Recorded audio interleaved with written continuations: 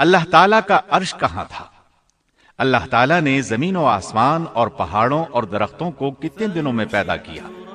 کون سی چیز کس دن پیدا کی گئی اور کون سی چیز سب سے پہلے پیدا کی گئی؟ فرشتے، جن اور انسان کس کس چیز سے پیدا ہوئے؟ انسانوں اور جنوں کی تخلیق کا مقصد ابلیس کون تھا؟ تو آئیے سنتے ہیں قصص الانبیاء کا پہلا حصہ، تخلیق کائنات اور تخلیق آدم۔ اللہ تعالیٰ فرماتے ہیں، اللہ ہر چیز کا پیدا کرنے والا ہے اور وہی ہر چیز پر قدرت رکھنے والا ہے۔ اللہ تعالیٰ وہ ہے جس نے آسمانوں، زمین اور ان کے درمیان کی سب چیزوں کو 6 دن میں پیدا کر دیا، پھر عرش پر جلوہ فرما ہوا۔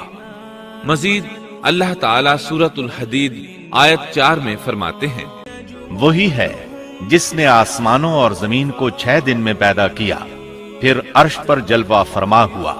وہ خوب جانتا ہے اس چیز کو جو زمین میں جائے اور جو اس سے نکلے اور جو آسمان سے نیچے آئے اور جو کچھ اس میں چڑھ کر جائے، اور جہاں کہیں تم ہو وہ تمہارے ساتھ ہے، اور اللہ تمہارے اعمال کو دیکھ رہا ہے۔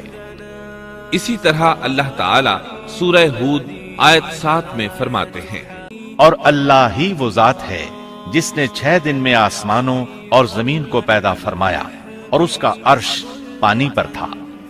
امام احمد بن حنبل رحمت اللہ علیہ نے ابو رزین عقیلی سے بیان کیا ہے، انہوں نے کہا، اے اللہ کے رسول صلی اللہ علیہ وسلم، آسمانوں اور زمین کو پیدا کرنے سے پہلے ہمارا پروردگار کہاں تھا؟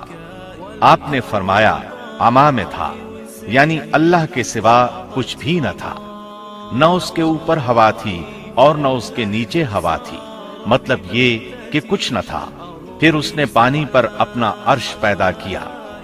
گویا یہ تھی مخلوق کی ابتدا۔ امام احمد، امام ترمذی، امام ابو داود اور بہت سے دوسرے محدثین رحمہم اللہ نے سیدنا عبادہ بن صامت رضی اللہ عنہ کی روایت بیان کی ہے۔ وہ کہتے ہیں، میں نے رسول اکرم صلی اللہ علیہ وسلم کو فرماتے ہوئے سنا، آپ فرما رہے تھے، بلا شبہ اللہ نے سب سے پہلے قلم کو پیدا کیا، پھر اللہ نے اس کو حکم دیا، لکھ، چنانچہ وہ اسی وقت چل پڑا اور قیامت کے دن تک ہونے والی ہر چیز لکھ دی۔